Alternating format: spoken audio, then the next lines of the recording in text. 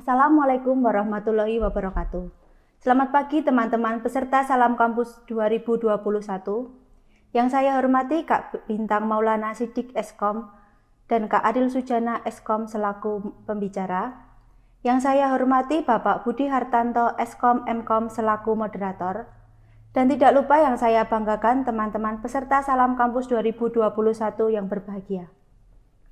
Pertama-tama marilah kita panjatkan puji syukur kehadirat Tuhan Yang Maha Esa, karenanya kita telah diberikan kesehatan dan kesempatan untuk mengikuti rangkaian kegiatan Salam Kampus tahun 2021 yang dilaksanakan secara daring.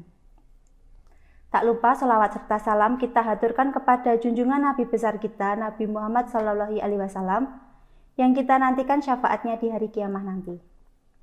Pada sesi kali ini saya Niti Dwinanda Lestari selaku pembawa acara pada materi Digital Preneur Motivation yang akan disampaikan oleh Kak Bintang Maulana Siddiq Eskom dan Kak Adil Sujana Eskom dan dipandu oleh Bapak Budi Hartanto Eskom Mkom.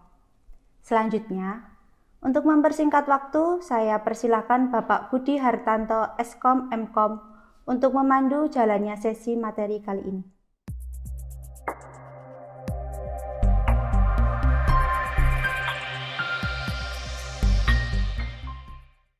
Selamat siang, Assalamualaikum warahmatullahi wabarakatuh. Waalaikumsalam. Ya, pada kesempatan siang hari ini ya teman-teman semuanya, kita akan berbicara ngobrol-ngobrol santai dengan Mas Bintang Maulana ya pada sesi atau acara Digital Preneur Motivation. Pada kesempatan hari ini kita akan ngobrol banyak, kurang lebih sekitar ya 60 menitan lah Mas Bintang ya. Siap. Mengenai motivasi atau apa yang telah Mas Bintang dapatkan selama perkuliahan di STEM Exyonus ini sehingga bisa mendapatkan ilmu yang bermanfaat sehingga pada siang hari ini Mas Bintang bisa mengeksplor atau membagikan beberapa apa ya istilahnya itu keterampilan atau mungkin hal-hal yang perlu disampaikan ke teman-teman semuanya. Pada siang hari ini perkenalkan ya namanya Mas Bintang Maulana Siddiq, jadi juga alumni dari STEM Exyonus.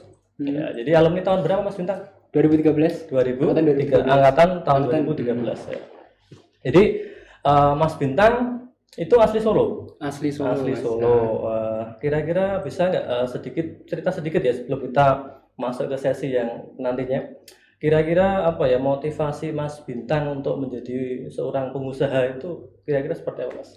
Motivasi pertama ya karena aku emang cocoknya untuk wirausaha, Pak. Jadinya aku nggak suka kerja itu dari jam 7 sampai jam 9 atau sampai jam 6 itu terpatok itu nggak mau. Oh, jadi masalah waktu ya, masalah mungkin yang waktu terlalu mengekang ya. Jadi jam kerja kan 8 jam ya, mungkin ada yang suka seperti itu, ada yang tidak. Lah, pada kesempatan siang hari ini nanti teman-teman ya akan diberi apa ya semacam pengalaman dari Mas Bintang agar nantinya teman-teman itu ketika nanti kuliah di sini itu mendapatkan ilmu yang sekiranya itu dapat diimplementasikan ketika sudah menjadi alumni atau sudah lulus dari kampus ini. Gitu. Nah, Mas Bintang saat ini sudah menikah single atau seperti apa? Alhamdulillah udah menikah. Sudah menikah. Baru aja kemarin. Oh, baru kemarin. Langsung satu bulan Maret. Baru satu ya? Satu dulu aja. Satu dulu. Mas Bintang asli Solo ya. Jadi teman-teman ya pasti kan belum tahu ya. Kira-kira Mas Bintang itu usahanya apa kan itu ya? Bisa diceritakan sedikit Mas Bintang kira-kira usaha yang Mas Bintang geluti selama ini apa? Usaha yang saya geluti itu pertama videografi. Yang kedua fotografi. Sebenarnya sama-sama sih, sama-sama di bidang multimedia. Kebetulan, alhamdulillah, aku udah bikin 3 usaha, yaitu bisnis wedding, itu foto sama video juga. Kemudian studio namanya studio pertama itu namanya Lumiere Studio. Studio yang kedua namanya Terima Jadi Studio. Kenapa tak bikin beda? Karena emang aku target market pasarnya beda. Jadi kalau tak bikin sama, otomatis nanti marketnya sama. Kalau tak bikin beda namanya, aku bisa, oh ini target yang lebih besar nih, biar orang-orang yang punya cuan banyak, yang gede itu bisa masuk ke sini. Kalau yang sini itu biasanya untuk yang menengah ke bawah. Oh gitu ya. Jadi bisa saya simpulkan Mas ya, usaha Mas Bintang itu bergerak di bidang multimedia. Jadi menerima pesanan foto ya, foto video. Jadi apa ya? Kira-kira ilmu yang dulu didapatkan sewaktu kuliah itu apakah dapat diimplementasikan untuk kerja jenengan Mas Bintang atau usaha jenengan? Oke. Sebelum saya merintis ini, kebetulan di semester 3 pas saya masih kuliah ya. Semester 3 itu ada mata kuliah yang namanya multimedia lanjut. Nah, multimedia lanjut itu diampu sama beliau Pak Paulus Harsadi. Nah, di situ aku udah dapat basicnya tuh. Kan aku dari SMA udah seneng tuh foto sama video.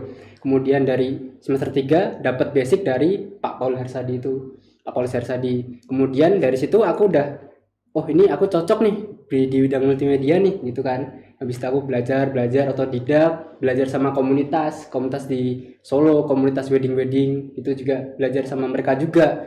Kemudian dari situ aku bikin video bebas lah, video-video main, video-video traveling, kemudian video-video produk kayak gitu. Habis itu baru aku komersilkan. Setelah aku dapat portofolio tuh, bikin portofolio yang bisa dikomersilkan, baru aku menaruh budget di situ. Gitu ya. Jadi mata kuliah yang pernah diampu oleh atau dipelajari Mas Bintang ya itu dapat diimplementasikan ketika sudah menjadi pengusaha seperti ini ya. Oke. Mas Bintang, kira-kira apakah hanya mata kuliah itu yang Mas Bintang rasakan untuk bisa menjadi seorang pengusaha seperti pada hari ini, untuk kali ini? Ya. Pasti kan banyak mata kuliah kali yang mendukung itu. Ini sebenarnya buat teman-teman juga ya. Kalau kita fokus sama satu bidang dan mempelajarinya itu serius, itu kita bakal sukses di bidang itu juga. Yang kita suka gitu loh. Kalau aku di Sinus, jujur aku nggak bisa semuanya kecuali multimedia. Sumpah itu nggak bisa. Jadi kayak program aku nggak bisa. Desain juga masih aman lah ya, masih dikit-dikit masih di bidang jalur multimedia lah ya. Kalau yang jaringan, program, terus bikin desain web itu aku nggak bisa sama sekali. Coding itu nggak bisa. Jadi mata kuliah yang kira-kira dapat mendukung di usaha Mas Bintang itu selain itu kira-kira misalkan kewirausahaan itu juga kewirausahaan juga. Kewirausahaan support juga ya. Support kan ya. Dari situ aku belajar cara gimana marketing. Iya, marketing. Marketingnya dari situ juga. Terus qadarullah dari beliau Pak Bambang juga yang dulu mengampu di kewirausahaan itu beliau merelasikan saya untuk mengajar di SMA Al Abidin. Gitu. Jadi dari beliau kan di Sinus tuh enaknya gini Pak, kalau kita berbeda dari teman-teman yang lain otomatis kita menonjol. Di Sinus itu semuanya programmer, semuanya adalah suka coding, suka web yang lainnya. Ya di situ saya yang sendiri tuh sama teman 2 orang sih yang suka multimedia. Otomatis saya naik. Peluang di situ ya. Peluangnya banyak banget soalnya nggak ada yang suka di situ. Aku sendiri sama 2 orang temanku itu kan naik di situ, otomatis pada kenal, terus dosen-dosen juga pada kenal semua. Kemudian kemudian qadarullah Pak Bambang beliau langsung merelasikan saya untuk ngajar multimedia di SMA Al Abidin. Jadi dari situ juga mensupport untuk usaha Mas Bintang ya. Yes. Tadi kan Mas Bintang bicara marketing, karena marketing itu kan penting sekali ya. Juga untuk teman-teman semuanya biar nanti teman-teman tuh juga tahu toh. Mas Bintang dalam menggeluti usahanya itu kira-kira teknik atau strategi untuk pemasarannya seperti apa Mas? Biar nanti diketahui oleh orang umum lah. Kira-kira seperti apa yang Mas Bintang lakukan? Oke. Pertama, jangan malu untuk berkarya dulu pertama. Jadi berkarya dulu pertama. Jadi harus bikin konten yang banyak dulu. Konten yang banyak, terus kita bikin hunting tuh Pak. Jadi gini, kan aku suka foto sama video. Ada temen yang mau nikah tuh, tak foto tak foto aja gratis gitu. Aku buat portofolio dulu dari itu kan. Aku punya portofolio, kemudian ada temen lagi, kemarin kamu fotonya dari siapa? Dari Mas Bintang. Nah itu aku baru ngasih budget. Tapi budgetnya under dulu, masih biasa, masih murah dulu. Kemudian aku banyak dapat portfolio banyak, aku kumpulin jadi yang bisa dilihat lah ya dari portfolio gitu ya. Kemudian baru aku kasih budget, budgetku segini. Itu. Ada lagi Mas? Marketing lagi ya? Selain itu aku juga sering endorse. Endorse juga. Jadinya kan aku habis wedding kan. Habis wedding aku ada dana tuh, aku bikin studio, tak dekor, kemudian aku bikin gratis dulu Oh, buat gratis. teman-teman, buat teman-teman dulu, buat teman-teman tak endorse semua, tak foto gratis nih gini, nanti diupload sama dipromoin di tanggal ini ya, Oh, di gitu. bom di situ. Kita target marketnya segini nanti tanggal segini kita launching gitu. Oh, gitu. Tak gituin sama teman-teman, mereka pada mau. Ya udah, mereka tak fotoin gratis semua. Aku udah punya portfolio juga di studio. Set, habis itu baru tak share pas hari itu juga. Oh, tanggal jadi yang ditentukan. strategi marketingnya juga kalau orang Jawa bilang tuh ketok tular juga masuk ya Mas ya. Bener Gitu. banget. Pernah nggak Mas Bintang itu misalkan ya dari segi marketing juga menggunakan teknik, misalkan kalau sekarang kan pakai Google Ads atau pakai FB Ads atau yang sejenisnya, pernah nggak Mas Bintang? Pernah, sering. Pernah ya? Sering ya? Itu sangat apa? Sangat berpengaruh terhadap sangat penawaran. Ya? Berpengaruh. Berpengaruh ya? Sebenarnya gini Pak, yang berpengaruh kan kalau aku bisnisnya di lingkup Solo ya, lebih ke efektifnya lebih ke paid promote ke kayak Solo diskon. Oh gitu. Solo diskon terus ke agenda Solo atau endorse yang lain. Tapi aku juga ke IG Ads juga. Aku lebih ke pasar yang wedding juga, jadinya memang ada orang Jogja yang mau ke Solo, ternyata dia bingung ada fotografer atau videografer lah, aku mainnya di situ. Ini lebih nyebar pakai IG Ads. Oh, tadi kan kita marketing udah ya. Buat teman-teman ya, sebelum kita lanjutkan ya. Jadi nanti ketika kalau teman-teman tuh kuliah di Sinus, nanti teman-teman tuh harus mempunyai apa ya, keunggulan yang kompetitif. Jadi pengen fokusnya itu di mana? Misalkan seperti Mas Bintang ya di multimedia. Nanti ketika ada mata kuliah multimedia harus yang sungguh-sungguh Mas ya, biar nanti ketika sudah lulus dapat manfaatnya dan bisa menjadi pengusaha. Misalkan lagi ada yang suka coding atau programming, ya udah itu digeluti aja. Ketika sudah lulus ya dirikan software atau yang lainnya gitu. Mas Bintang kan bisa dikatakan seorang pengusaha ya, pengusaha. Itu mulai dari tahun? Aku mulai di tahun 2017 kayaknya Pak. 2016. Oh, gitu. Aku semester 5 sekitar 4 tahunan ya, 4 semester tahun. 5. Semester 6 lah, semester 6 semester. Kalau pengusaha kan perlu aset Mas ya, aset. Kira-kira Mas Bintang itu kan perlu aset itu. Aset yang Mas Bintang dapatkan itu apakah langsung kita beli banyak, kita beli mahal atau seperti apa? Bisa dibagikan ke teman-teman yang lain tuh. Di sini dulu aku nggak punya kamera sama sekali. Nggak punya kamera. Pertama semester 3 itu aku nggak punya kamera sama sekali. Aku kan pinjem. Iya, Pinjem dulu, kemudian aku hunting kan foto-foto gitu. Aku masih sama temanku pinjam. Nah, kemudian dari situ aku kan dapat punya portfolio itu. Aku sewa dulu. Sewa alat dulu, sewa. Kemudian aku bisa beli 1 kamera. Harganya berapa tuh? Harganya dulu 1,5 kayaknya. 1,5. Kamera kecil, Gcam namanya. Masih itu dulu. Kemudian aku dapat peluang dari situ tak rentalin, Pak. Dulu Solo Gcam itu belum ada, masih adanya Jakarta. Oh gitu. Yang Solo masih ada dulu GoPro. Oh, GoPro ya. Tahun berapa ya? Aku lupa, kayaknya semester 6 atau semester 7 gitu, aku masih agak lupa sih. Semester 6 kayaknya, Pak. Itu Gcam ya namanya, itu masih jarang banget di Solo. Jadi tak rentalin di situ sampai beranak sampai aku punya 3 Gcam. 3 Gcam. 1 GoPro Hero 3 yang black sama 1 GoPro Hero 4. Sama kamera DSLR 3. Dari usaha rental doang. Rental dulu ya. Dari rental dulu. Dari rental kemudian menuju ke fotografi. Dari rental kemudian ada juga Pak, hal buruknya juga, kamera rusak. Terus hilang di gondol orang gitu kan ya. Pernah 2 kali malahan. 2 kali hilang di gondol orang. Terus pada hancur-hancuran harga juga. Harganya harusnya 100 jadi cuma 50 gitu kan. Terus aku inisiatif, ya udah kayaknya rental udah nggak jalan nih, harus jasa nih gitu. Tak jual semua, aku fokus sama 1 kamera yang harganya lumayan gitu. Jadi ya dalam merintis usaha tuh nggak mesti mulus terus ya, pasti ada pasang, ada turunnya juga. Ada turunnya juga. Oke. Mas Bintang tadi kan lupa ya, biar teman-teman yang lain juga tahu bahwa Mas Bintang itu beneran seorang pengusaha kan, tidak punya akun media sosial ya. Nanti coba bisa disampaikan ke teman-teman yang ada di rumah itu. Oke. Akun usahaku yang pertama kali yaitu Nafriti Video Box. Itu bisa di Instagram dicek aja, nafriti.videobox. Yang kedua itu Lumiere Studios. Itu IG semua ya? Itu IG semua sih. IG semua. Lumiere Studios itu yang studio yang market pasarnya itu menengah ke bawah. Kemudian yang aku bikin lagi yang baru kemarin rilis Pak.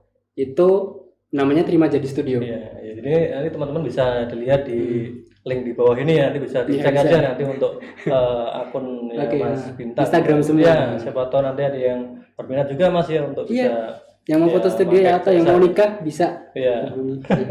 Siap.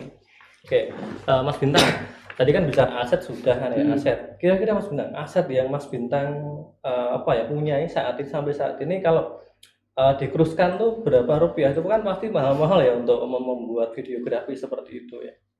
Ya, mau dirinciin atau gimana Pak? Ya, globalnya aja lah, boleh. biar teman-teman juga tahu. Tak rinciin dulu ya. PC 15. PC ya, PC-nya speknya apa? Ini kan kebetulan orang komputer semua. Ryzen 5. Aku nggak pinter PC sih Pak. Aku rakitnya dibantuin temen. Oh gitu. Jadinya aku nganggarin duit segini. Ki piye caranya dapat editingnya bagus. Ryzen 5 generasi baru. Generasi aku lupa generasi berapa. Terus SSD M2 berapa sih 500 GB ya? Yang tengah tuh 512 ya? 512. Kemudian RAM-nya 32. Terus VGA-nya apa ya? 1050 Ti atau berapa ya? Jadi baru komputer aja udah 15 ya? Kalau ininya 13 sih Pak. Oh, 13. Kalau sama monitornya kan 2 juta. Itu 2 juta ya tanggal 15 gitu. Jadi asetnya itu yang dimiliki kalau yang apa itu 15 dulu lah katakanlah 15 terus belum lagi kameranya ya? Kamera aku punya Sony A7 Mark II 2, kemudian punya A6300 2 juga. Kalau di total satu kameranya sekitar 15 sampai 17. Wah, lumayan. Satu kameranya. Belum studionya. Jadi bisa dikatakan seorang pengusaha pure nih kan ya. Mas Bintang dulunya apa ya? Sewaktu masih kuliah ada nggak misalkan apa ya keinginan atau harapan pengen menjadi pengusaha atau menjadi apa waktu sebelum jadi saat ini? Dulunya kan? Belum. Misalkan semester 1 atau SMA atau enggak. Dulu pas semester 1 aku pengennya jadi programmer Pak. Jadi programmer ya. Jadi pokoknya jadi pegawai lah. Iya, nah itu kan. Tapi semester 1 masih aman, masih belum masuk ke coding kan. Iya. Di situ aku masih IPK masih tinggi tuh. Masih tinggi, terus masuk semester 3, semester 4 itu udah mulai kok susah ya kayak gini ya gitu. Oh gitu. Jadi codingnya aku emang lemah di bagian coding, tapi aku dapat di multimedianya itu kan. Jadi teman-teman gini ya. Besok itu ketika teman-teman sudah kuliah di sinus ya, di komputer entah itu informatika atau SI atau yang lainnya juga pasti akan mendapatkan ilmu atau mata kuliah mengenai coding. Mas Bintang ya, kita berbicara apa ya, aset ya, karena kan pengusaha pasti kan punya aset Mas ya. Jadi Mas Bintang itu aset yang dimiliki itu apa, itu mulainya pengadaan itu kapan, belinya kapan, terus yang dibutuhkan itu apa. Mungkin Mas Bintang bisa share ke teman-teman yang ada di rumah. Aset yang dimiliki sekarang aja Pak. Iya, aset yang dimiliki sekarang itu PC ya bisa dibilang 15 juta lah. 15 juta. Monitor sama itu CPU-nya. Kemudian kamera ada Sony A7 Mark II itu 2. Satunya sekitar 15. Satunya 15 juta. Kemudian ada Sony A6300 punya 2 juga. Berapa itu? 2. Itu body-only 10 juta. Oh, 10 juta. Bodinya doang. Itu lensanya aku ada 2. 40 ya. Harga 6 juta sama harga 3 juta. Ya totalnya itu baru itunya Pak, belum alat-alat yang buat yang lain ya. Glad cam. Oh, gitu. Terus slider gitu. Kalau glad cam dulu aku beli 7.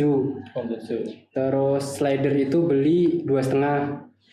Tripod ya, kalau tripod murah sih, cuman 500.000 doang. Jadi sama baterai yang dimiliki sekitar puluhan ya. Ya bahkan sampai ratusan belum ya. Kalau puluhan udah sih Pak, tapi kalau ratusan mungkin sama apa ya? Sama studionya kali ya. Kalau sama studionya mungkin bisa di padahal dulu model awalnya apa ya? Baru 1,5 juta. Dari kamera satu juga buat teman-teman yang ada di rumah. Dari kamera satu. Dari yang nggak punya apa-apa terus bisa ya beli aset untuk mendukung usahanya seperti Mas Bintang ini. Oke Mas Bintang, di sini kita berbicara apa ya masalah income ya, pendapatan. Boleh lah biar boleh ke teman-teman biar lebih menarik juga bahwasanya pengusaha itu income-nya lebih besar kan gitu kan ya daripada yang lainnya. Bisa seperti jadi itu kan juga ada naik turun. Coba Mas Bintang kira-kira income yang didapatkan selama Mas Bintang jadi pengusaha itu seperti apa? Bisa diceritakan ke teman-teman yang Kalau income sebenarnya nggak menentu ya karena usaha ya. naik turun. Kalau tak kasih presence wedding aja ya, satu wedding itu 3 juta. Paling presence paling murah. Paling murah 3 Jadi juta. kalau sebulan dapat 3 ya berarti 9. Itu baru dari wedding. Dari wedding. Terus itu dari wedding video. Kalau ada foto berarti tambah lagi. Wedding foto paling murah harganya 2 juta. Paling murah. Paling murah 2 juta ya.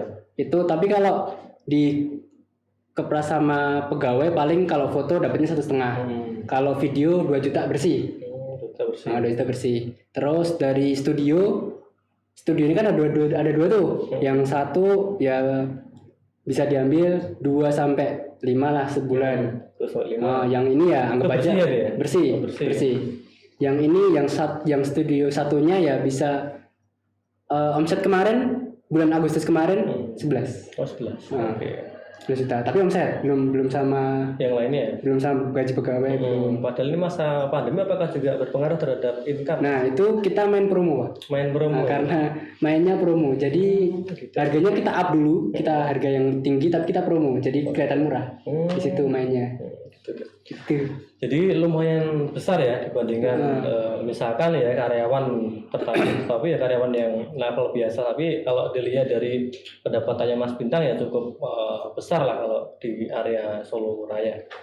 Oke Mas Bintang, kira-kira kesan dan pesan selama Mas Bintang dulu kuliah di STEMIC terus sampai saat ini bisa menjadi seorang pengusaha yang bisa dikatakan sukses ya, kira-kira apa Mas? Itu. Kesannya pertama lihat lab dulu sih Pak. Labnya kan udah terbagi-bagi tuh, ada lab buat program, ada lab buat jaringan juga, ada lab buat multimedia. Ini beda-beda, udah aman. Kemudian yang lebih bagus sekarang studionya udah, maksudnya gedungnya udah bagus sekarang. Sekarang ya. Sekarang udah pembangunannya oke lah, pembangunannya oke. Ini studio baru juga di sini, studio baru. Kemudian kalau kesannya dulu yang paling kena itu adalah bimbingan dari dosen Pak. Bimbingan dari dosen. Kayak motivasi apa ya namanya, kewirausahaan itu. Gitu. Aku dapetnya dari situ. Yang tak ambil itu cuma 2 sih, dari multimedia sama dari kewirausahaan. Yang lainnya nggak begitu aku intens di situ sih. Cuman ya pokoknya orang anti C gitu aja. Gitu. Yang penting bisa sama. Dan mulai di semester 5 aku udah mulai ganti mindset. Kuliah itu perbanyak link. Gitu. Sama ngelatih organisasi. Jadi kayak kalau akan hitungannya jadi bisa dibilang owner ya. Jadinya aku harus bisa menaungi anak buah. Jadinya kalau aku nggak bisa berorganisasi, nggak bisa public speaking, itu kan otomatis nanti hancur kan bisnisnya. Lah di situ aku belajar dari organisasi-organisasi yang ada di kampus. Jadi buat teman-teman ya, ini pengalaman juga dari Mas Bintang. Jadi besok itu misalkan kalau teman-teman udah kuliah kan, itu perbanyak link ya atau teman ya, relasi lah. Tujuannya untuk apa ya? Untuk memperbanyak apa ya teman-teman kita. Kalau kita punya usaha apa, biar marketingnya kan juga bagus. Terus yang kedua tadi bisa berorganisasi kan ya. Nah itu juga kalau di kampus bisa dikatakan ikut apa UKM Mas. UKM ya? Bener. Ya, ikut UKM silahkan nanti bisa public speakingnya bagus itu ada nilai plus. Iya bisa berorganisasi gitu. Ilmu tadi kan udah kita singgung ya, ilmu yang didapatkan selama kuliah di Sinus ya, ada multimedia, ada kewirausahaan. Berbicara Mas, ilmu yang apa ya menurut Mas Bintang sendiri yang dirasa sangat sulit waktu kuliah itu apa kira-kira? Ini personal kan ya, kira-kira apa itu? Personal. Jaringan Pak itu. Jaringan ya. Jaringan yang lantai 4C.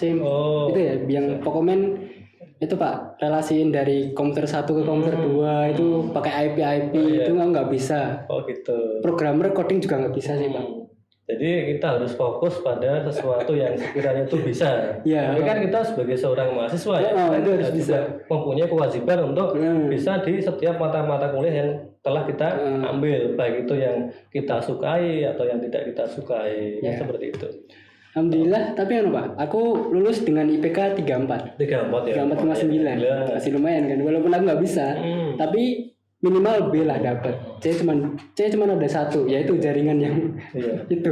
Kira-kira Mas Bintang, ini kan pertanyaan agak sedikit apa ya, personal juga kan ya. Ijazah ya, ijazah. Mas Bintang ini kan secara IPK 3,4 ya. Kira-kira ijazah dan transkrip itu untuk saat ini ya, Untuk saat ini? Bintang ya digunakan nggak atau dipakai nggak itu? Enggak, Pak. Enggak ya, Enggak. karena kan seorang pengusaha. Tapi teman-teman ingat ya, kalau nanti teman-teman itu kuliah juga harus fokus ke ijazah juga. dan transkrip. Karena apa? Tidak semua orang itu menjadi seperti Mas Bintang, kan gitu toh? Iya. Ada yang menjadi karyawan, misalkan daftar PNS atau pegawai yang lainnya. Kan seleksi pertama itu apa tuh? Adalah Administrasi kan ya, harus punya ijazah. IP yang tinggi, ya, itu harus fokus juga ke situ. Yes, benar sekali. Ya itu, Mas Bintang. Nah ini kita berbicara masalah kampus lagi kan ya. Iya. Oke. Berbicara dosen ya. Kira-kira dosen yang paling berkesan buat Mas Bintang itu siapa selama kuliah di STEMIC Sinus ini?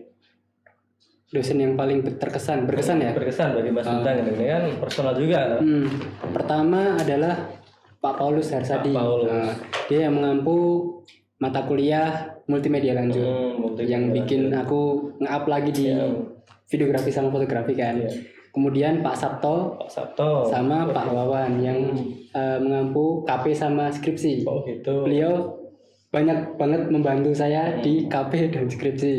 Sangat banyak membantu bimbingan dan motivasi semuanya di situ. Kemudian yang keempat Pak Bambang Kewirausahaan. WU kan ya. Di situ bisa menjadi seorang pengusaha seperti ini kan, dapat motivasi dari Pak Bambang. Pak Bambang, dan beliau yang merelasikan saya untuk mengajar di SMA Labidin, mengajar multimedia juga di situ. Mas Bintang kan gini ya, usaha Mas Bintang itu kan di Solo atau bahkan di semuanya kan ya, itu kan nggak diri sendiri kan ya, ada kompetitor juga. Ada kompetitor. Nah, Mas Bintang bisa share nggak mengenai kompetitor atau ya naik turunnya usaha Mas Bintang itu apakah dipengaruhi oleh kompetitor atau tidak? Jadi Mas Bintang bisa share ke teman-teman yang ada di rumah. Gini, kalau di aku sendiri ya, di wedding, di studio, di semuanya itu aku nggak menganggap mereka kompetitor, Gitu. tapi menganggap mereka itu partner. Partner ya. Karena di Solo itu ada komunitas namanya Solo Wedding SWP, Solo Wedding Fotografi. Gitu. Mereka semua wedding fotografi sama videografi itu kumpul jadi satu. Mereka sharing di situ, semacam paguyuban. Gitu. Sharing di situ. Jadinya malah gini, Pak, Mas. Mereka tuh saling berelasi. Jadinya sih, jadi kayak gini. Aku pas tanggal ini nggak bisa. Terus tak Bisa lempar ke temen yang kira-kira mereka mampu gitu. Terus umpama video, aku dapat video tapi foto nggak ada. Aku fotonya ambil dari sana. Terus make up juga, make up aku kalau ada job aku nimbrung dong gitu, sama make up juga gitu, sama dekor gitu juga, semuanya berelasi. Gitu ya. Ini nggak ada namanya kompetitor sih, jadinya lebih enak. Tadi kan bicara kompetitor ya, pasti kan teman-teman yang usahanya sama itu kan apakah apa ya? Ada semacam standarisasi, misalkan harga itu minimal seperti ini tuh ada nggak di komunitasnya Mas Bintang itu? Kalau di komunitas sih mereka budget harga emang sendiri-sendiri ya. Sendiri. Tapi ada standarnya juga. Di Solo tuh minim segini. Oh harus ada minimalnya ya? Ya apa ya? Standarnya lah. Minimal segini bener. Kalau kita lebih bawah lagi kadang-kadang malah mereka bukan circle kita. Jadinya ada yang pemain baru tuh. Mereka hancurin harga gitu. Biasanya pemain baru. Gitu. Anak-anak kuliah yang baru gitu biasanya kan ya kayak aku tadi yang pertama kan. Itu yang bikin harga yang murah doang, habis itu punya portfolio baru nge-up lagi. Nah mungkin kayak gitu. Kalau di SWP itu mereka punya pasar sendiri, Mas. Jadinya ada yang satu wedding tuh 15 juta sekali wedding. Mereka pasarnya emang Chinese, emang glamour gitu.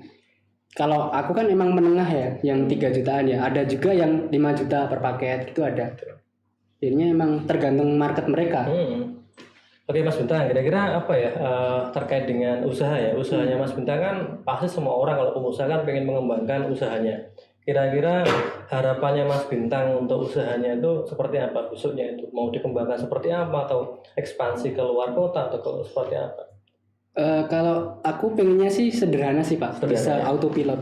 Autopilot aja jadinya aku di rumah. Seperti apa tuh? Autopilot itu jadinya aku udah punya karyawan, aku udah punya sistem, aku udah punya sistem pengajian lah ya, organisasi manajemennya kayak gini. Tinggal duduk di rumah monitor, oh ini kayak gini, yang kurang kayak gini, oh kita push yang ini dulu. Oh gitu. Kita push yang ini. Oh ini. Tapi juga ada langkah ke sana pasti untuk udah ada. Kita sekarang baru bikin sistemnya sama manajemennya Pak, sama tim kita. Kalau boleh tahu Mas, untuk apa ya, karyawan atau pegawai yang saat ini join ke Mas Bintang itu ada berapa? Ini kan punya 3 brand tadi kan ya. Kalau di wedding aku nggak menyebutnya pegawai sih Pak, tapi tim partner ya. Partner. Jadi kalau tahu sebut pegawai kan ya Pak kurang etis gitu ya. Misalnya kan kita kerja bareng. Itu kalau di wedding ada 2, sama aku 3 berarti 4. Kemudian di studio yang Lumiere 2 tim. Terus yang terima jadi ada 4. Jadi ya punya teman ya atau partner yang banyak juga kan. Gini Mas, kita kan di kampus ya, di kampus itu kan ada kerja praktek ya atau KP lah istilahnya. Kira-kira boleh nggak teman-teman nanti ya yang mau KP di tempatnya Mas Bintang itu apa diperbolehkan atau seperti apa, atau malah di welcome atau seperti apa itu Pak? Sangat boleh Pak. Sangat boleh. Ya? Ini aja udah ada yang magang di. Udah ada yang tapi magang. Diterima jadi. Anak MMDC Jogja. Oh tuh. Multimedia Jogja dia magang di terima jadi. Kalau yang dari sinus belum ada? Dari sinus belum ada. Belum ada ya. Untuk teman-teman semuanya kan ya, besok kalau sudah waktunya KP monggo bisa ke tempatnya Mas Bintang sharing ilmu kan ya di lapangan pekerjaan seperti yang boleh ceritakan tadi. Oke Mas Bintang, apa ya, kompetitor itu kan juga sangat berpengaruh ya terhadap usaha kan ya. Yes. Kita tuh di situ tuh harus apa ya, harus apa istilahnya itu kita tuh harus berbaik-baik ke situ, atau kita tuh bersaing secara sehat atau seperti apa Mas? Ya itu tadi Pak, kalau kompetitor kan aku bilangnya mereka itu partner bukan kompetitor ya? Karena kita punya paguyuban. Jadinya semua wedding Solo itu punya paguyuban, sharing di situ. Terus ya kadang-kadang kalau ada job ya bagi-bagi. Betul. Kan nggak semua job bisa diambil sendiri Pak. Iya. Jadi kalau satu hari ini udah full, mesti lempar ke sini gitu. Nah gini ya, untuk saat ini kan eranya trending apa ya, istilahnya itu YouTuber ya? YouTube sama TikTok. Itu. Mas Bintang nggak mengarah ke usaha ke situ, misalkan kan sering apa trip atau bikin video-video kan bisa di posting di situ atau dipublish di situ, mendapatkan uang dari situ ya. AdSense kan seperti itu. Belum? Sebenarnya dulu pernah Pak, tapi pernah kebanet jadi males. Ya sekarang kan aturan itu juga sangat ketat sekali kan ya. Kalau nggak salah sih harus 1000 subscribe. Ya sekarang kan harus 1000 subscribe berapa gitu. 4000 jam. Sangat sulit untuk yang pemula kan ya. Pemula kan sangat sulit. Tapi kan nggak ada apa ya.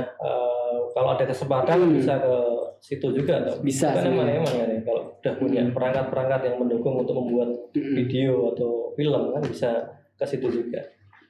Oke. Harapan Mas Bintang untuk STEMIC Sinus ini dan untuk mahasiswa baru tentunya itu seperti apa Mas? Motivasi dulu untuk teman-teman calon mahasiswa baru ini. Yang pertama buat mabanya dulu ya. Mabanya itu kalau bisa jangan jadi mahasiswa kupu-kupu. Bener sih kata-kata dosen dulu, jangan jadi mahasiswa kupu-kupu, kuliah pulang karena kalian nggak akan dapat soft skillnya kayak berorganisasi, terus public speakingnya nggak dapat, teman-temannya juga sedikit nanti kalau langsung gitu kan. Padahal kalau di dunia kerja itu kita butuh berorganisasi, butuh kerjasama. Kemudian dari mata kuliah, kalau bisa sih semua expert ya, semua expert kalau bisa kan semua expert. Tapi kan kapasitas sendiri ya. Kalau aku sendiri nggak bisa, aku hanya bisa fokus sama satu mata kuliah doang. Dan itu bisa kalau kita tekun di situ, kalau kita emang serius di situ, insya Allah kita bakal ada jalan melalui mata kuliah itu tadi. Jadi intinya harus berorganisasi kan ya, itu penting tuh. Terus harapannya untuk STEMIC Sinus untuk ke depan apa tuh? Mungkin melebarkan sayap lagi ya Pak, jadi universitas kali ya. Jadi Universitas Sinus ya. Amin. Gedungnya dibangun lagi atau beli lahan lagi di mana? Itu harapan kita semuanya kan sebagai warga STEMIC Sinus. Bener. Oke ya, tadi kan saya lupa ya mau bertanya kepada Mas Bintang. Tadi kan Mas Bintang tuh fokusnya di multimedia. Kira-kira judul skripsinya dulu apa Mas? Pastinya apa? KP apa? Augmented reality. Kalau KP KP media apa? pembelajaran. Media pembelajaran. Pakainya apa itu? Pakainya dulu flash player. Oh gitu. Jadi Mas Bintang dulu itu Media juga. waktu KP bikin media pembelajaran kan ya. Untuk SD atau Untuk SD. untuk SD kan? Ya, animasi itu kan ya. Animasi gampang-gampang itu loh. Oke. Kalau skripsinya pakai apa? Kalau skripsi pakainya Unity 3D. Oh, Blender. Animasi kan ya. Unity 3D. Itu padahal butuh spek PC yang Ya, besar lah itu. itu pakai untuk rendernya itu.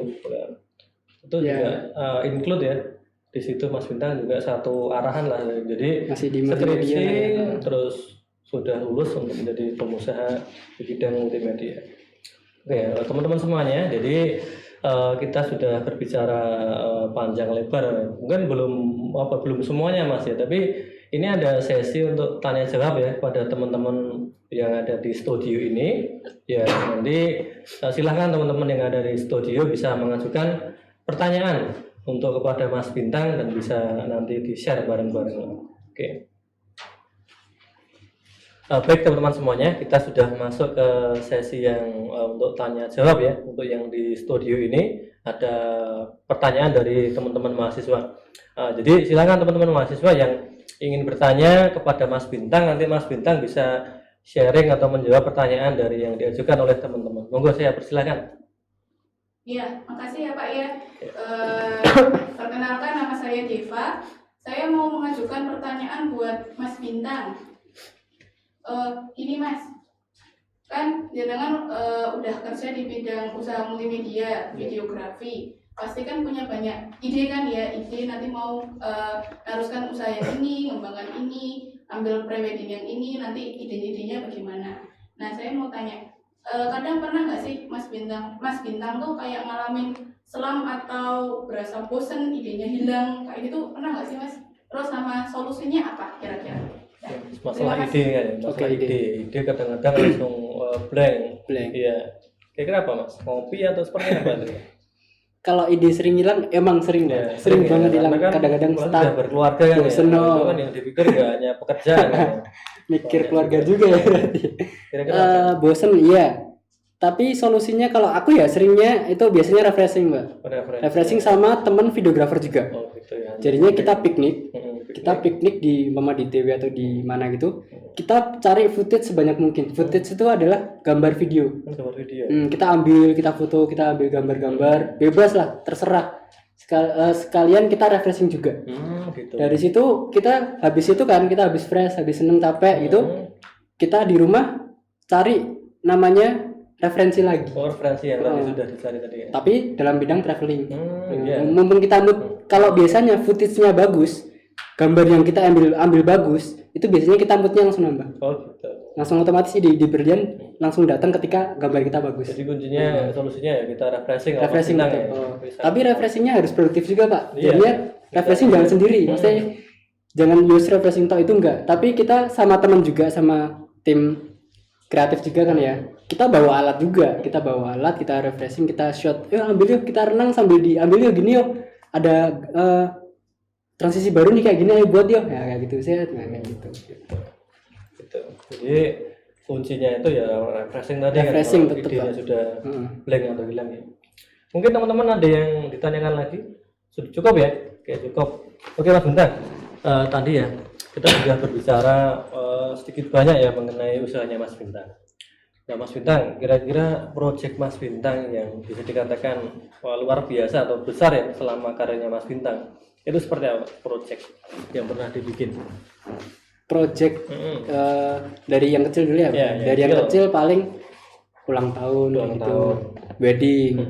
Wedding juga itu yang biasa. Kalau udah masuk ke company profile itu udah lumayan gede. Lumayan gede ya? Apalagi kalau udah nyangkut sama pemerintahan. Pernah juga ke Pernah. Kalau boleh tahu budgetnya berapa itu Mas? Kalau company profile dulu 25 25 juta itu bikin video ya? video aja. Video aja. Berapa menit? Berapa 10 menit. 10 menit ya? Nah, 10 menit itu Lumayan tuh ya. 25 juta. Oh. Nah, 25 juta. Tapi kan itu ada timnya banyak, lumayan banyak. Kemudian yang paling gede lagi di Dinas Pariwisata Karanganyar, Pak. Itu dapat 120 1 bulan ya. Oke. Itu yang bikin mahal apanya itu Mas? Apakah modalnya akomodasi untuk ke sana atau mungkin apa personilnya atau alatnya sewanya mahal atau seperti apa? Yang bikin mahal itu loh. Yang bikin mahal sebenarnya idenya Pak. Idenya ya. Idenya itu mahal sama penggarapan per harinya, penggarapan berapa Itu harinya. anu ya, enggak 1 hari jadi ya? Enggak bisa. Kita harus nginep dulu.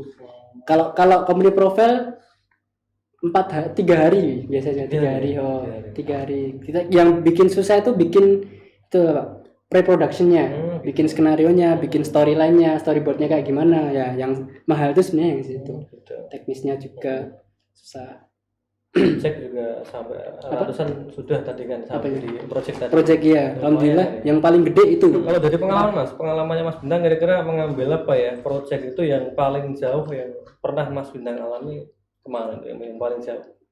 Belum jauh-jauh banget sih Pak. Paling jauh ya Semarang sama Jogja. Semarang sama Jogja kan ya. Oke. Itu doang. Tapi Mas Bintang berbicara pengalaman ya, kira-kira pilih satu tempat yang Mas Bintang apa ya dirasa paling bagus selama Mas Bintang berkarir itu di mana tuh?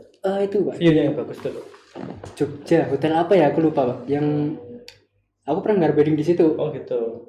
Di Jogja, hotel yang di Parangtritis apa ya? Hotel apa ya? Aku lupa. San apa itu? Aku lupa. Jogja kan ya. Jogja tapi. Tempatnya Hotel di bagus situ. ya, view-nya bagus ya. Di Kalau situ. alam Mas, misalkan di nuansa alam itu, misalkan di pantai atau di mana pernah ya?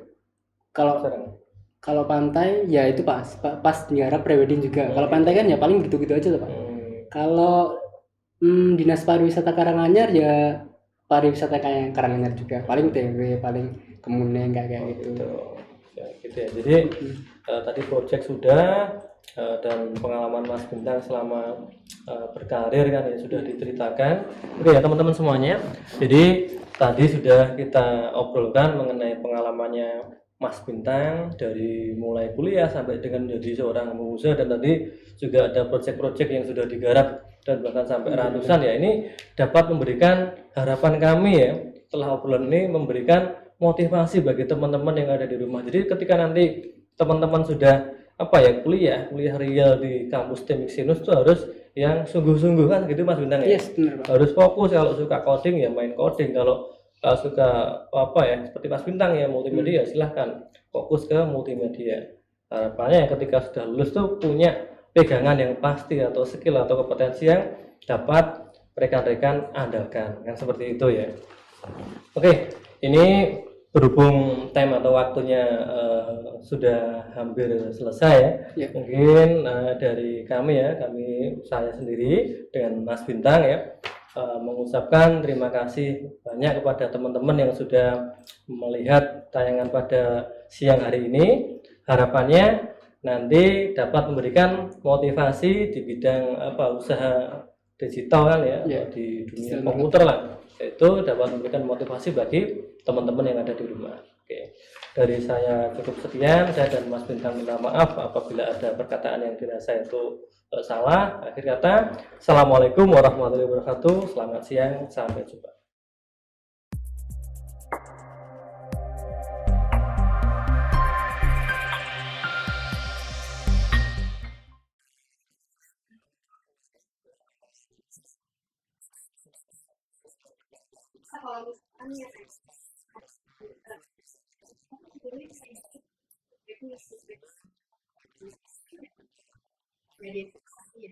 Itu kan kita cuma soft aja, kita catat aja paling kita Ya. biasanya mereka ini sih kita Iya, benar 2013.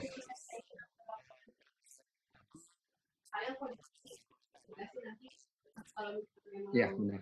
banyak terus itu bisa ya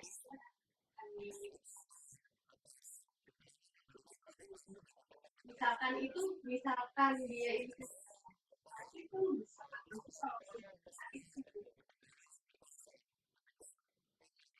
ya, yang feedback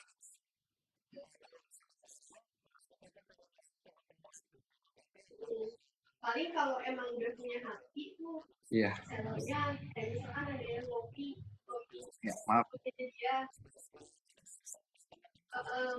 dia baru ada laporan kalau ini cuma Sebelumnya ini makasih ya untuk semua yang telah berkontribusi untuk acara ini, terutama untuk para anggota BEM dan yang lainnya yang sudah mengusahakan acara ini. Dan mohon maaf ya, ini saya nggak bisa hadir langsung di tempat. Kalau pengen hadir sih pengen, tapi emang lagi keadaannya kayak begini ya, kita tahu sendiri lagi pandemi dan beberapa daerah memang sedang ditutup ya. Jadi mohon maaf sebelumnya ini, makasih juga nih untuk semuanya. Ini kalau sebelumnya nih, nama saya Ariel Sujana. Saya lulusan STMIK Sinar Nusantara tahun ajaran dulu 2013 masuk, lulusnya di 2018. So, kalau iya lulusannya Teknik Informatika S1.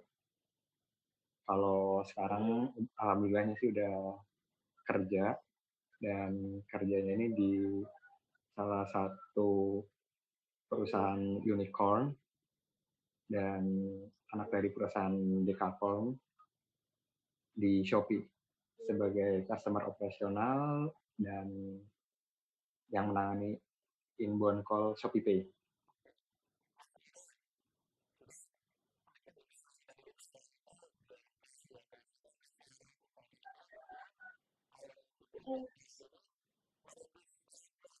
Jadi kayak itu bener-bener udah lama sih. Ya, alhamdulillah. Waktu itu dia kayak ya itu masih jalan ya. Masih ya sampai nama saya rumahnya tuh jadi paling Ya. ada sekolah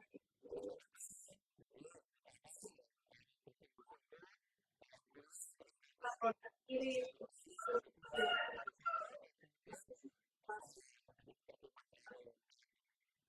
Ya, amin.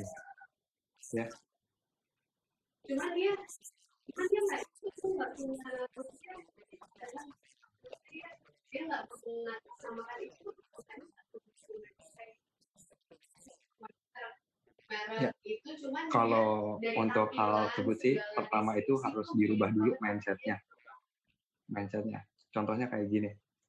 Kebanyakan orang yang lulus dari STMIK Sinar Nusantara itu mereka kayak ngerasa, wah saya nggak mampu, atau aku nggak mampu, atau gue nggak mampu. Cuman karena lulusannya aja, karena alma mater. Kalau mindsetnya dirubah kayak gini, jangan jadiin STMIK Sinar Nusantara itu sebagai penghambat, tapi ya udah jadiin sinus itu, kalau menurut saya sih lebih ke jangan jadiin sinus sebagai penghalang sih. Buktiin aja kalau lulusan sinus juga ada yang bisa berkarir kayak gitu, dan jangan takut sama saingan yang lain, karena di sini juga banyak kok saingan-saingan dulu waktu tes itu dari beberapa universitas lain dari luar Jakarta atau luar daerah bersaing. Yang penting kita bisa bersaing dan jangan jadiin sinus sebagai beban, tapi kita buktiin aja kalau kita tuh bisa bawa nama sinus.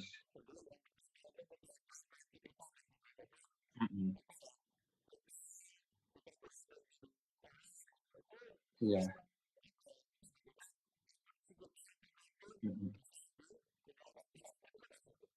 Iya.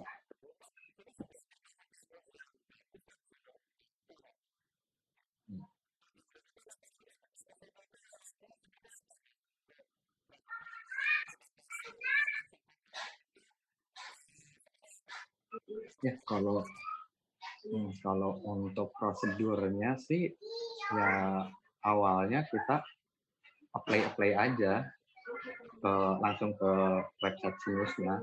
Itu terbuka kok untuk kalangan umum, dan kalau untuk informasi lainnya juga bisa lihat aja di IG-nya Shopee. Itu biasa juga ada yang job fair atau ngasih lowongan gitu, biasanya ada. Terus kalau untuk prosesnya ya sama sih kayak kebanyakan perusahaan lain. Pertama dipanggil, terus tes psikotes. Psikotes itu banyak sih itu tahapannya. Kayak tes gambar, terus tes sinkron. sinkronisasi, terus tes korannya kayak tes-tes psikolog pada umumnya lah. Tapi itu lama sih, 2 jam kalau nggak salah. Terus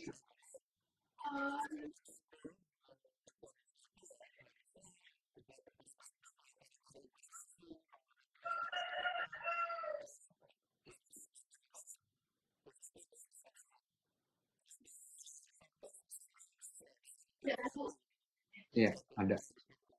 yang sekarang Hmm. Hmm. Kalau untuk saya pribadi sih di customer operational di inbound call untuk nanganin ShopeePay. Kan kalau di itu sebutannya L1 sih. Kan di kalau e-commerce itu kan ada operasional itu kan ada dibagi 3. L1, L2, L3. kenapa Kalau L1 itu biasanya itu dia yang handle customer langsung kayak kantor kenapa customer service telepon atau call center, terus email lain sama live chat. Itu kalau yang di Shopee. Terus masuk kalau udah karirnya bagus kan dari skill kita nih misalnya langsung aku aja deh. Kan aku awalnya itu seller, ngurusin seller. Terus makin lama atau makin naik itu jadi ke ShopeePay. Nah, nanti dari ShopeePay ini ibaratnya itu udah paling tinggi lah ibaratnya gitu. Terus bisa ke L2. Kalau L2 itu sih biasanya itu langsung ke divisi atau departemen yang langsung ngurusin ke customer atau ke pihak ketiga. Contohnya aja kayak divisi L2 logistik. Logistik tuh kayak ngurus perpindahan barang dan lain-lain itu urusannya sama logistik jasa kirim.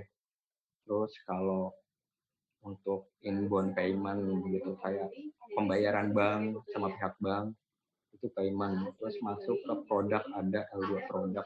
Pokoknya di Shopee itu banyak kok L2-nya. Banyak banget.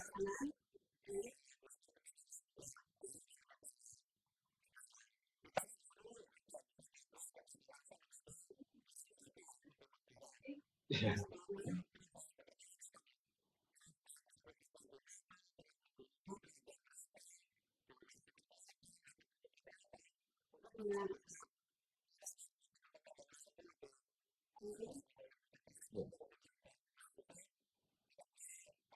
praktiknya 2 kali atau Ya. sekali Kalau untuk awalnya sih Shopee ini kan dari Singapura ya. Singapura. Iya. Dia itu anak perusahaan dari Citigroup. Citigroup itu sebuah perusahaan di Singapura. Dia itu udah level dekakorn. Kan kalau level-levelnya kan kita biasanya dengarnya unicorn, kan ya kayak Shopee, kemudian kompetitor lainnya, dan dekakorn itu udah di atasnya, di atas unicorn. Terus dari dekakorn ini dia si grup ini punya 3 anak perusahaan. Salah satunya itu di Garena. Tahu kan yang teman-teman yang di game-game itu Garena. Iya, game itu. Iya, itu anak perusahaannya dari si grup. Nah, udah Garena, terus yang kedua Shopee. Shopee itu juga anak perusahaannya dari si grup. Itu udah unicorn juga, sama kayak Garena. Dan yang terakhir itu AirPay. AirPay itu kayak pembayaran online untuk kayak ShopeePay. Terus kalau untuk di Indonesia sendiri sih Shopee itu ada 2 untuk yang utamanya. Yang pertama di Jakarta. Di Jakarta ada 2 kantor. Terus yang di Jogja 1. Dan totalnya sih kalau sampai dengan saat ini ada 5.000-an kurang lebih karyawan. Dan itu kayaknya bakal tetap nambah sih soalnya. Karena ya ketika kompetitor lain ibaratnya susah-susah gara-gara pandemi ini, cuman Shopee doang loh yang bisa survive dan dia nambah karyawan terus. Hmm.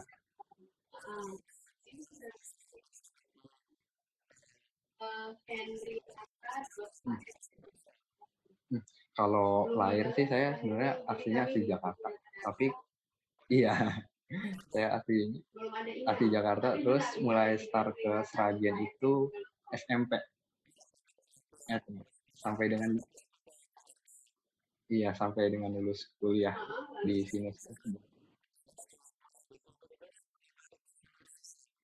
Hmm.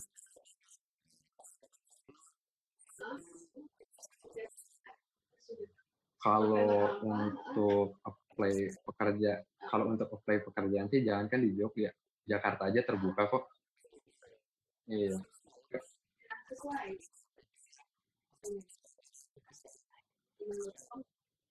Kalau departemen memang kalau yang Jogja itu cuma L1 dan Belum ada. Belum kalau dari segi benefit dan lain-lainnya tetap yang di pusat Jakarta sih, tetap yang lebih ada benefitnya. Iya. Romeo India. Kalau pakai hotel. Iya. Hotel mana? Nanti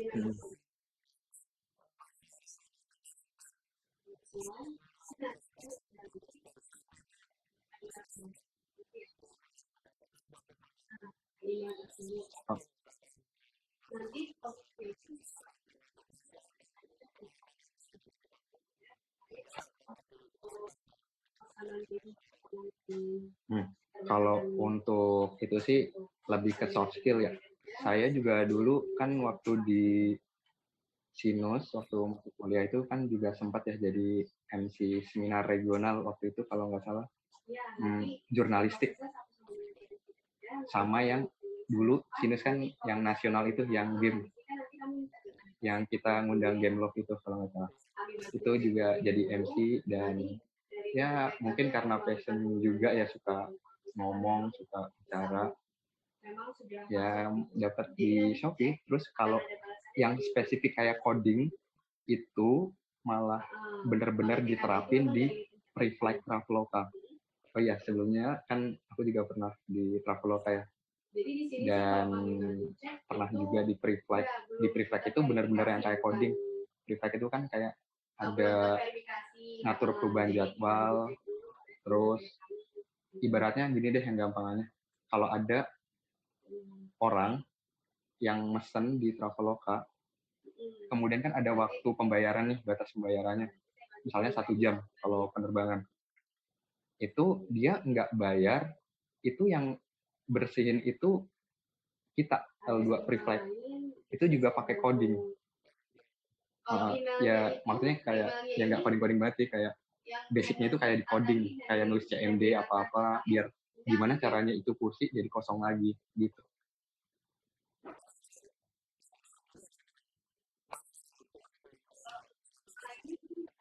Ya. Iya.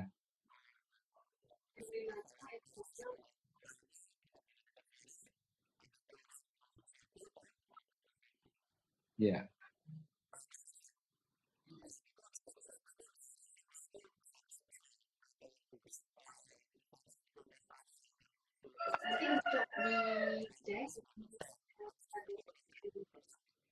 Kalau untuk itu sih tergantung juga kan, di Shopee kan banyak ya. Kalian mungkin teman-teman yang emang benar-benar jago coding atau desain mungkin bisa masuk ke divisi yang menurut kalian emang kalian senengin. Kalau kalian suka coding, masuk aja ke programmingnya Shopee ada. Terus kalau kalian suka speak up atau punya ide bagus, bisa masuk ke marketing and business development.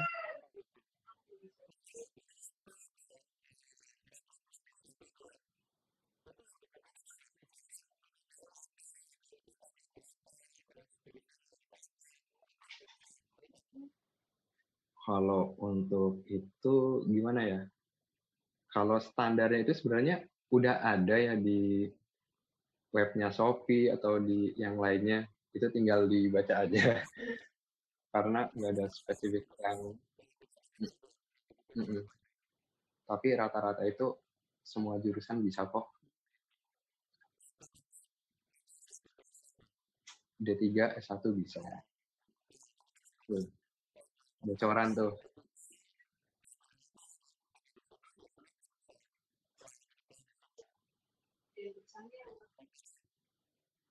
Ya. Hmm.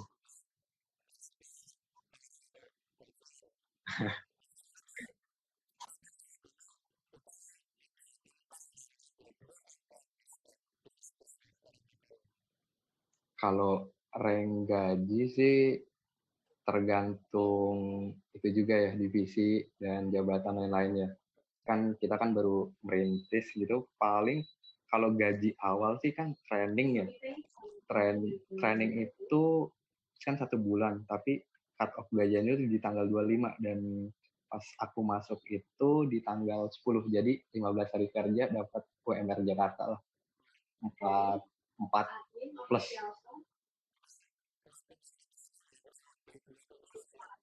Iya,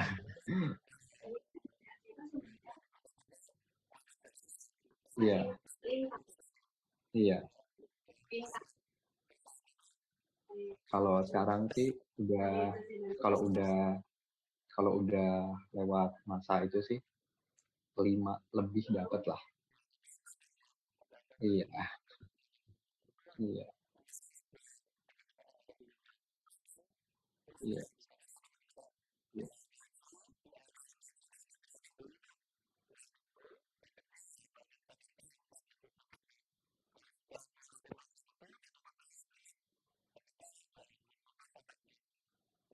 Kalau kalau ya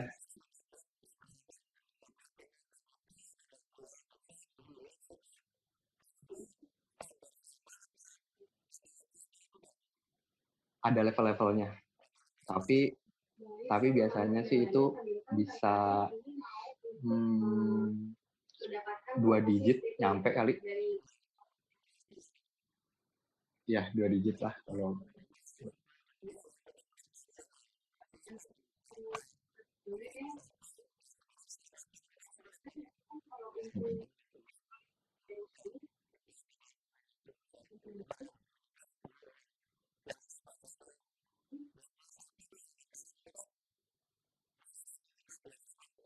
Iya,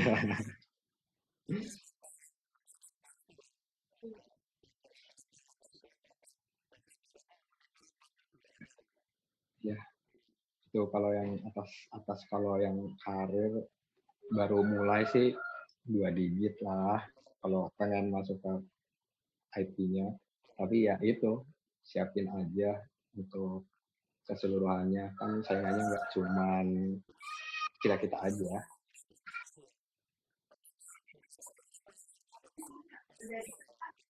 Hmm.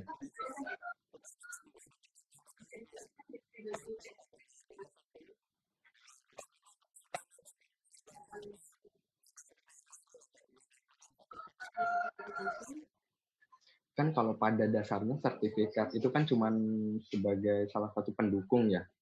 Karena di Shopee itu benar-benar dites. Jadi kalau bagus, emang kalau punya sertifikat itu memang bagus. Dan itu sebagai nilai tambah juga ya kalau kita pernah mengikuti pelatihan atau tes sesuatu yang benar-benar sesuai dengan yang kita apply. Gitu. Sebagai nilai tambah, sebagai nilai juga. Tapi balik lagi, kalau di situ bakal ada tes juga.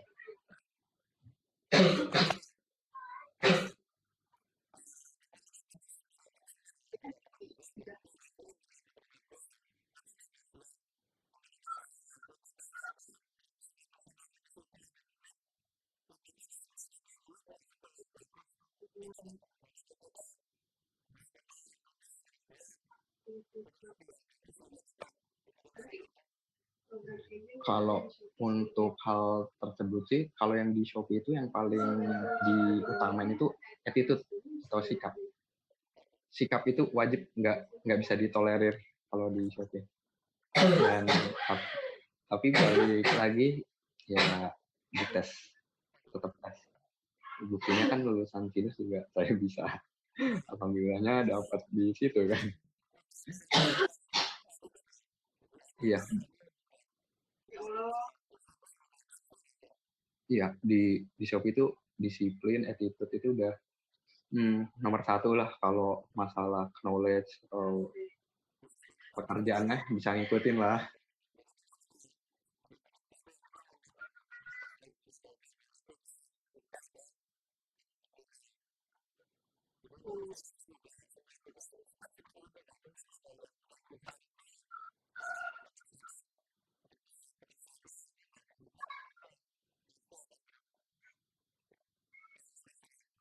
Hmm, hmm.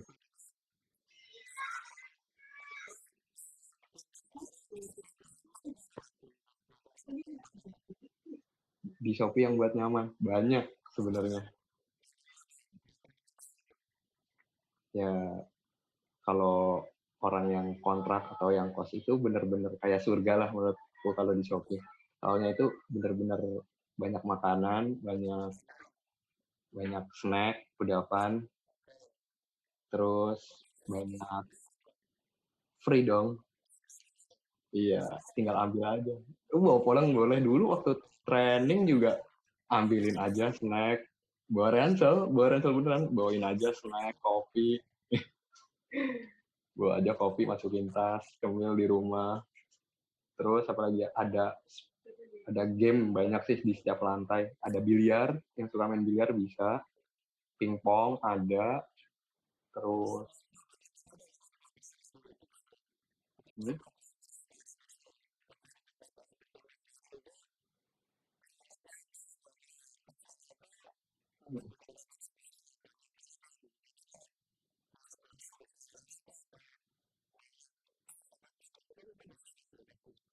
hmm, bisa. Kalau di sana kan ya kita nggak formal-formal banget ya. Contohnya aja kalau sering lihat di Shopee atau yang e-commerce lain lah, pakai baju aja dia nyantai, pakai kaos, kerja kaosan, udah datang kantor, makan, kerja, pulang, nge-game. Di Shopee juga ada ini sih, di setiap lantainya itu ada PS4. Kalau kalau bosan kerja, suntuk, atau pas pulang nggak ada kerjaan mau ngapain, ya udah duduk aja tiduran. Di setiap lantai itu disediain rest area, jadi di situ bisa nge-game, bisa tiduran, ya terserah mau ngopi, mau ngerokok nggak boleh dalam lantai.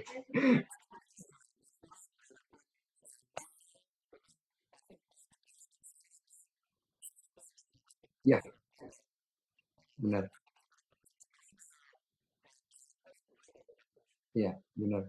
itu juga itu juga target itu penting sih di Shopee. Kalau setahu aku ya, kan di setiap divisi itu beda-beda nih pencapaian targetnya. Kalau yang di call itu maksimal itu 60 call per hari. Jadi ya udah tangannya harus cepat ngetik. Tuh yang ngoding juga bisa sih, ngoding biasa ngoding terus ngetik cepat, dipakai sih, itu bakal kepake. Karena kalian bisa multitasking dan selesai.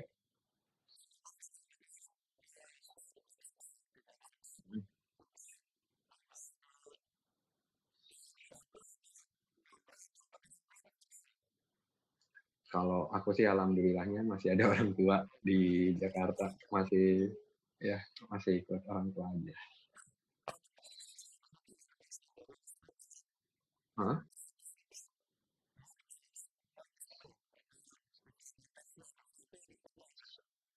Kalau yang biasanya di luar Jakarta atau dari daerah itu biasanya kan pada ngekos. Tapi kan di Shopee juga ada kayak tempat istirahat gitu. Ya udah kalau misalnya males pulang, kalau shift malam, pulang pagi, males pulang, tidur aja di tempat istirahat. Hmm.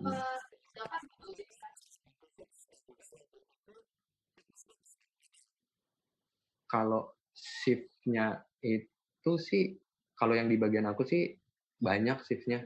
Kalau yang divisi lain sih ada beberapa yang office hour, tapi ada beberapa juga yang shifting juga. Tapi kalau kalau shiftingnya saat ini kan pandemi ya, paling kalau yang bagian aku cuma berapa ya?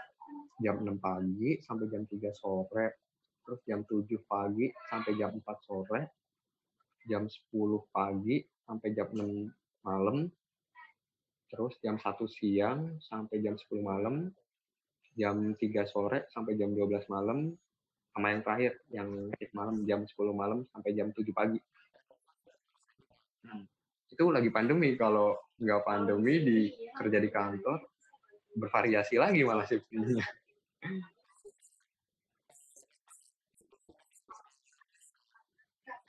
Hmm. Hmm.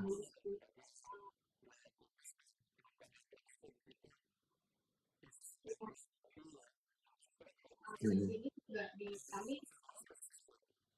Jaringan bisa, di sini juga pakai jaringan, bisa, bisa.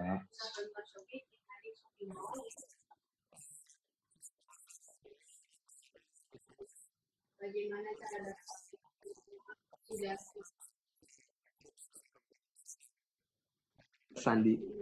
kesan di sinus ya. Kesan di sinus sih kalau kalau di sinus sih lebih ke pergaulannya yang dimana untuk dosen-dosennya kan juga kalau hitungannya kan termasuk muda ya. Kalau muda kan kita bisa saling tukar pemikiran kalau lagi ada kuliah atau lagi bimbingan, itu benar-benar masukan dari dosen itu benar-benar membangun kita kok, karena mungkin dari dosen juga tahu kita itu udah beda generasi. Kita tuh bukan generasi yang lama yang harus dikerasin gitu ya, tapi kan kita kan makin kayak milenial dan lain-lain tuh jadi pengajar yang juga harus mau turun merhatiin atau ngertiin si mahasiswanya, kan mahasiswanya kan juga butuh berkembang juga.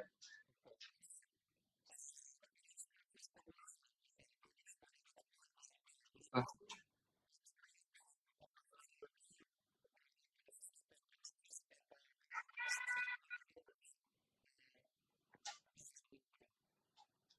kalau itu sih sebenarnya semuanya bermanfaat semua ya.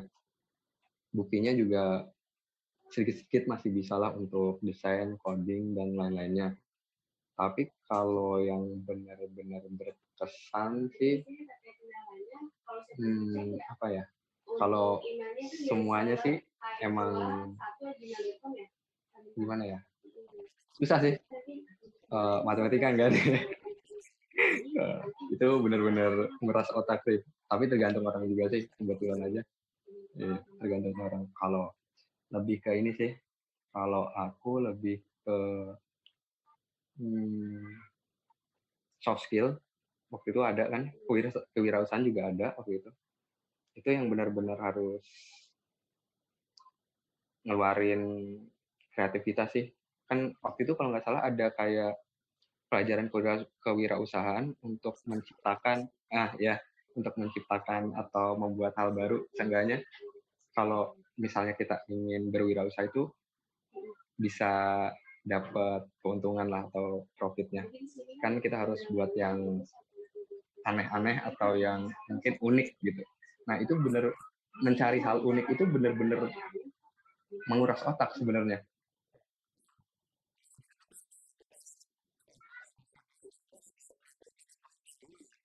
Iya,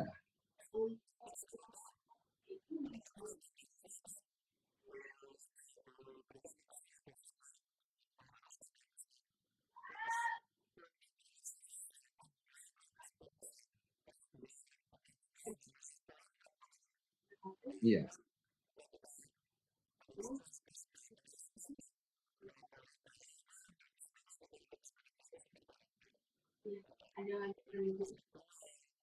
iya,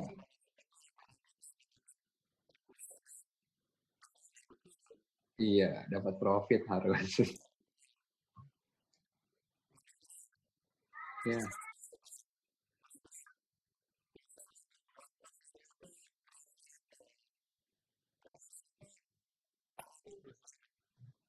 kalau dosen sih mungkin lebih yang ke dekat-dekat aja sih, Pak. Kayak yang pertama lah kayak Pak Sabto. Dia kan pembimbing akademi ya waktu itu.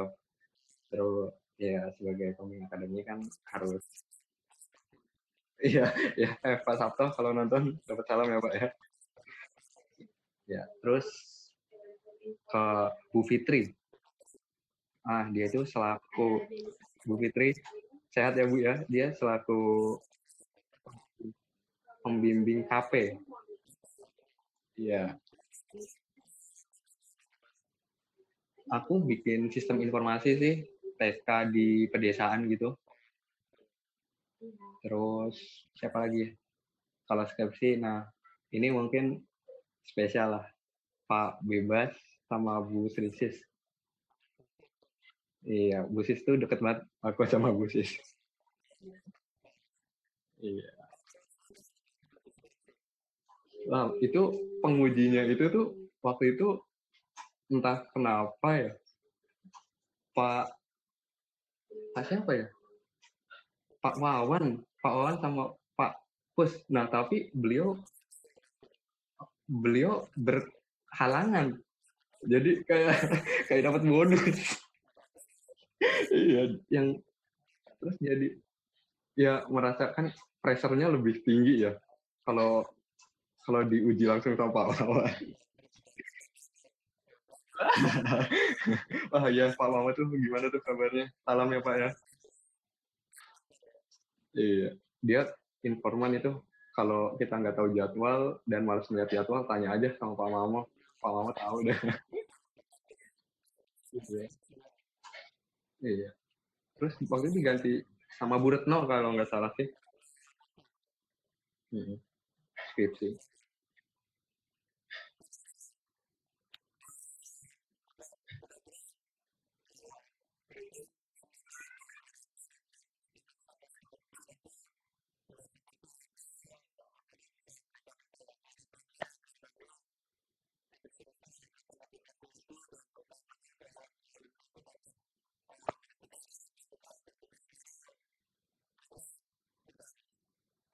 Kalau pertama sih kalau untuk yang sinus ya. Sinus kan aku lihat juga kan di IG-nya dan perkembangan terakhir itu udah bikin gedung baru ya. Iya, nggak tahu itu. Kayaknya gedung baru. Ya udah, semoga untuk kedepannya yang mahasiswa-mahasiswa yang baru, yang di tengah semester atau yang di akhir semester punya semangat yang baru lagi lah. Karena juga gedungnya kan baru, masa ya nggak ada semangat-semangatnya. Iya, semangat baru lah harus ada. Dan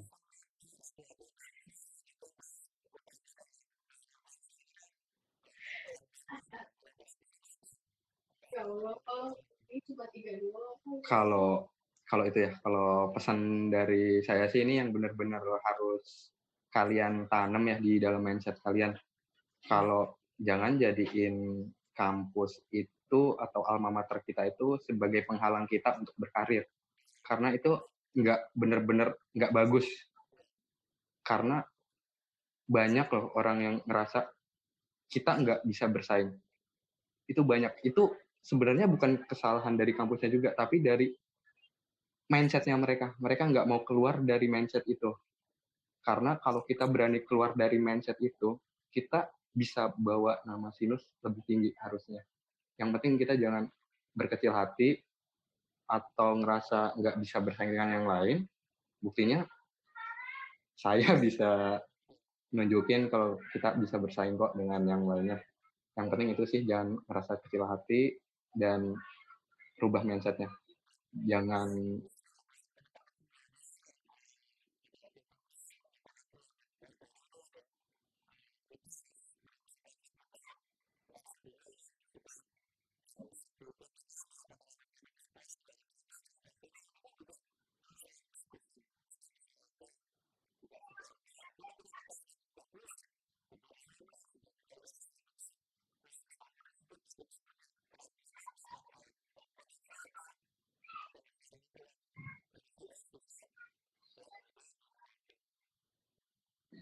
sama.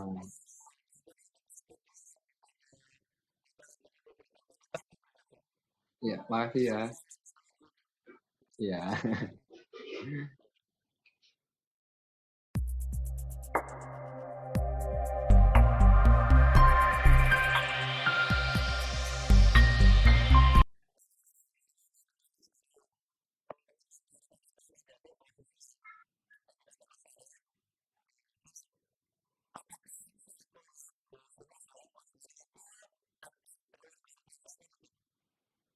Kalau berorganisasi ya, dulu waktu masih kuliah sempat berorganisasi di CIT. Iya, CIT. Ya, terus dulu kan sempat beberapa kali yang seminar itu ya. Dulu itu sempat jadi MC atau yang acaranya juga. Yang di seminar pertama itu yang jurnalistik, jadi MC-nya juga. Terus yang kedua yang seminar nasional, yang waktu itu Sinus undang Game Love ya kalau nggak salah. Itu aku juga jadi MC-nya.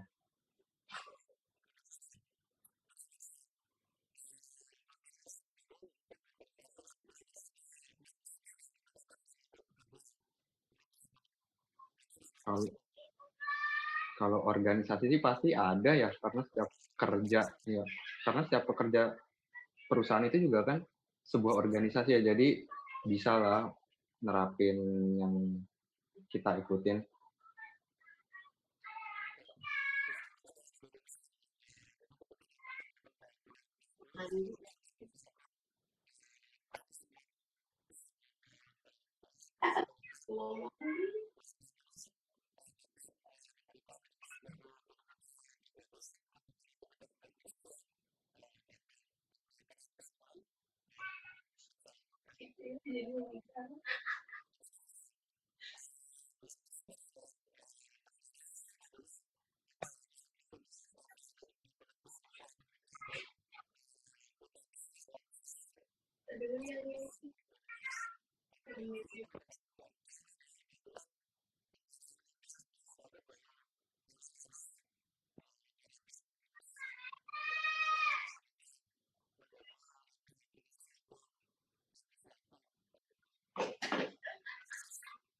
Ya, ya.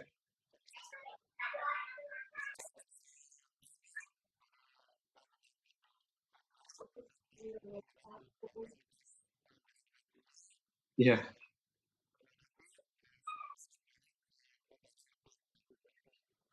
ya, amin.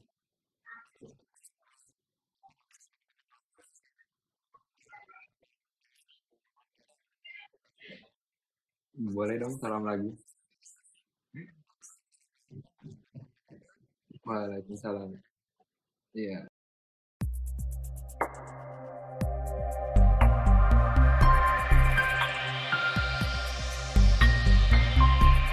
Selanjutnya yang saya hormati Kak Komari Sigit Eskom selaku pembicara, yang saya hormati Kak Nanang Setioko selaku moderator. Kemudian, untuk mempersingkat waktu, saya persilahkan kepada Kak Nanang Setioko untuk memandu jalannya sesi materi kali ini.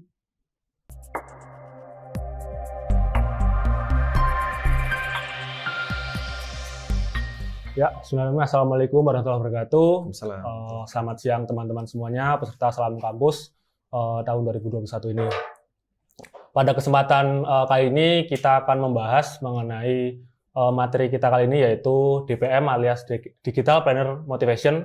Kita nanti akan membahas bersama tamu kita kali ini mengenai bagaimana beliau ini merintis karirnya di bidang yang beliau geluti seperti itu.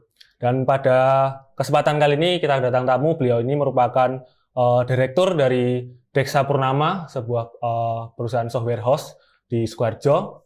Kemudian tentu saja beliau ini merupakan lulusan dari STMK Sinar Nusantara Surakarta. Beliau adalah Komari Sigit. Ya. Selamat siang, Mas. Siang.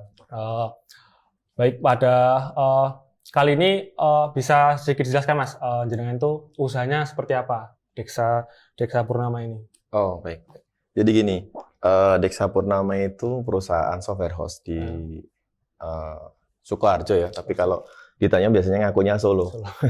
Jadi di Sukoharjo kita develop software mulai dari manufaktur, terus kemudian kita custom lah, apapun kasarnya. Kalau ke customer itu kita ngomongnya apapun kamu mau kita bisa buat gitu ya. Tapi kebanyakan memang proyek kita itu banyak di pemerintahan. Ya, mulai dari web base, mobile, terus kemudian kalau yang swasta biasanya kita main di microcontroller. Biasanya itu yang biasanya kita buat. Baik. Jadi seperti itu kurang lebih gambaran dari Deksa Purnama. Iya. Ya, jauh sebelum dibuat, pas zaman kuliah dulu Mas, mau tanya-tanya sebentar. Jenengan masuk Sinus tahun berapa Mas kalau boleh tahu? Saya D3 itu 2001 ya saya. Saya angkatan 2001. Iya. Jadi belum ada, kampusnya belum seperti ini, Iya, sekarang iya. sudah luar biasa. Terus kemudian saya transfer S1 itu kalau nggak salah di tahun 2011. 2011 saya transfer iya. S1. Jadi sekarang posisi S1 di STEMIC juga. Oh, lulusan sini Iya. juga transfernya ya? Siap. Iya, iya.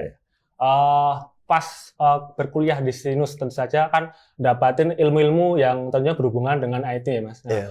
menurut jenengan apa aja sih ilmu-ilmu yang bisa digunakan nantinya yang didapat dari Sinus untuk bekal khususnya untuk berwirausaha sendiri di Iya, bidang iya. itu seperti itu Mas? Jadi gini, pertama saat saya kalau ada teman-teman yang mau belajar itu yang saya kasih tahu dulu itu pertama mau jadi apa dulu nih? Mau jadi karyawan, mau jadi wira swasta, atau mau jadi PNS. Biasanya pada pengen jadi PNS nih. Iya. Ya, biasanya kan gitu. Itulah ini. Ya, kalau PNS itu ya kerjaannya nanti gitu-gitu aja. Terus kemudian nanti bisa keluar dari rohnya kita waktu kuliah. Misal kita kuliah komputer, belum tentu nanti kamu lulusan komputer, memang kamu daftarnya komputer, cuma nanti kerjanya belum tentu di Di komputer. bagian itu ya. Ya, kalau wira swasta, kalau karyawan, ya kamu gitu-gitu aja sampai nanti. Kalau wira swasta, nah kita bisa memanfaatkan apa yang kita dapat dari kampus. Banyak. Nah, kalau saya, karena saya dari kampung ya, saya dari kampung, dulu saya kuliah di sini, nggak tahu kalau sekarang di sini masih ada paket nggak? Paket selama D3 kan biasanya ada tuh bayar satu kali bayar. Iya, iya, paket pembayaran ya. Nah, udah bayaran. Dulu saya pakai itu. Nah, waktu itu orang tua saya ini sedikit cerita aja ya, flashback. Nanti endingnya juga ketemu kok apa yang harus dipelajari sama adik-adik. Jadi waktu itu orang tua saya nggak punya uang untuk bayar kuliah. Akhirnya dia gadai, sampai saya kuliah pun pinjaman itu belum selesai. Nah, setelah itu kan, setelah lulusan saya tuh nggak mungkin membebani orang tua lagi untuk bikin usaha. Nah, makanya saya berwira swasta. Nah, wira swastanya apa? Saya bikin software house. Kenapa software house? Karena nggak butuh banyak modal. Jadi nanti adik-adik itu apa ilmu yang di sini itulah dijadiin modal. Diimplementasikan. Nah, implementasikan. Ya, jadi yang kalau kita setelah milih wira swasta dikerucutkan lagi nih software house kan. Ya, untuk membuat sebuah software itu yang paling penting itu adalah analisa dan logika algoritma. Analisa dan Jadi nanti adik-adik kan kalau dulu ada tuh analis, terus analisa, terus sama logika algoritma kalau nggak salah Pak Wawan waktu itu yang ngajar. Sampai sekarang saya nggak tahu kalau sekarang. masih ada. Masih ada. Nah, jadi itu penting. Jadi nanti adik-adik taunya tuh nanti saat implementasi baru tahu.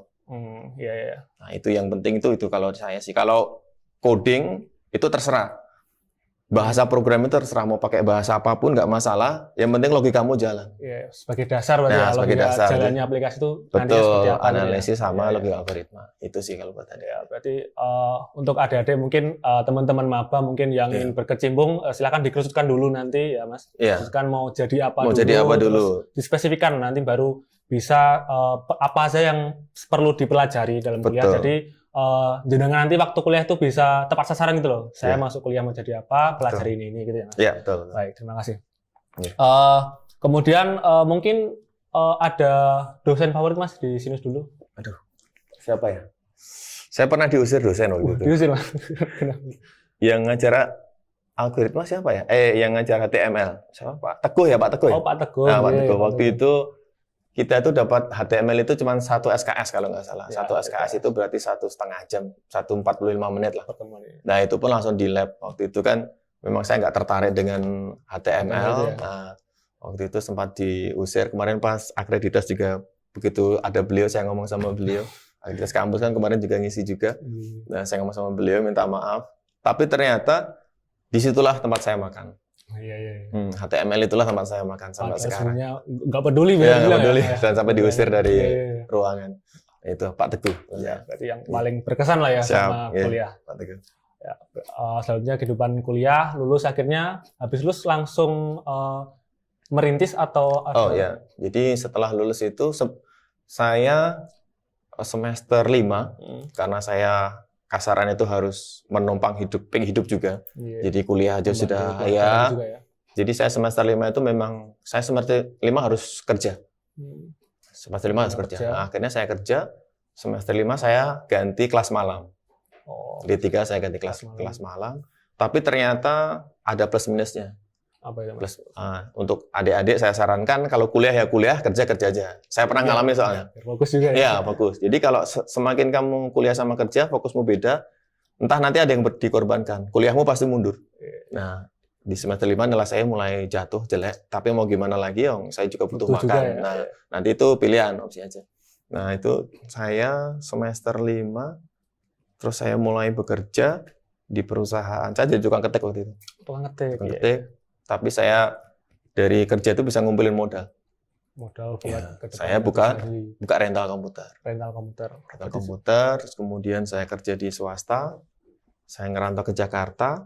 Kebetulan kakak saya software juga. Jadi dia developer software di kliennya Angkasa Pura. Jadi jadwal penerbangan dia yang bikin. Saya 2 bulan di sana. Jadi mengimplementasikan apa yang ada di sini. Saya implementasikan di sana. Belajar, sudah oke, saya balik ke sini. Terus kemudian saya kerja di swasta. Saya staf ahli bupati 2 tahun. Terus akhirnya nggak cocok juga. Akhirnya saya keluar. Saya kerja lagi di swasta. Tapi masuk swasta gentle. Maksudnya gini, saya masuk di situ, saya ngomong sama manajernya bahwa saya punya usaha. Saya punya usaha, saya di sini cuma cari status. Jadi saya berangkat jam 8, pulang jam 4. Tapi saya komit, kerjaan tetap selesaikan. Ya, itu berjalan 5 tahun. Ternyata Dexa ini semakin tumbuh berkembang.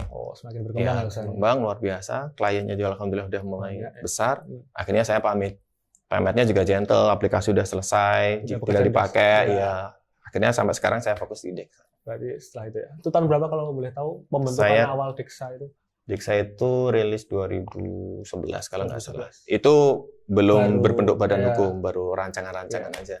Jadi memang lama sih kalau adik-adik mau membentuk sebuah usaha itu memang prosesnya itu harus dinikmati, naik turunnya memang lama. Tapi tapi pasti ada hasilnya kok. Luar biasa.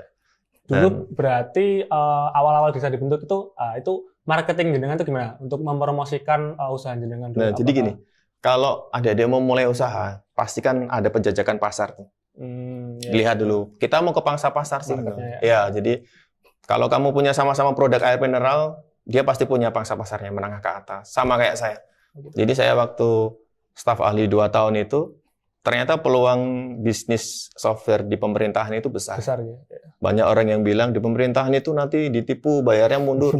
Justru di pemerintahan itu 100% pasti dibayar. Pasti. Karena duitnya pasti ada. Iya, anggaran dari atas lah ya. Nah, itulah makanya saya tutuin pasar dulu. Pasar udah ketemu, ya udah, saya fokus di situ. Berarti langsung menyasar ke pemerintahan itu ya? Iya, terus akhirnya sampai sekarang existing, alhamdulillah udah luar biasa. Baik.